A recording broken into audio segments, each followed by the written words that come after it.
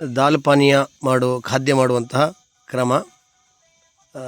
ಹೀಗೆ ಮೆಕ್ಕೆಜೋಳದ ಹಿಟ್ಟನ್ನು ಕಲಸಿ ಅದನ್ನು ಮುತ್ತುಗದ ಎಲೆಯಲ್ಲಿ ಅದನ್ನು ಇಟ್ಟು ಅದು ಚೆನ್ನಾಗಿ ತಟ್ಟಿ ಅದರ ಮೇಲೆ ಮತ್ತೊಂದು ಮುತ್ತುಗದ ಎಲೆಯನ್ನು ಇಟ್ಟು ಆಮೇಲೆ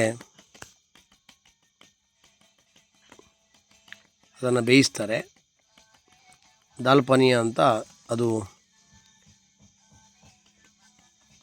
ಜಾಬುವಾ ಜಿಲ್ಲೆಯ ರೇತಾಲುಂಜಾ ಗ್ರಾಮದಲ್ಲಿ ನಾವಿರುವಂಥ ಸ್ಥಳದಲ್ಲಿ ಮಾಡ್ತಾಯಿದ್ದಾರೆ. ಇಲ್ಲಿ ತುಂಬ ಪ್ರಸಿದ್ಧವಾದ ಖಾದ್ಯ ಅದು ಅಂತ ಅವರ ಅಭಿಮತ ಇದೆ.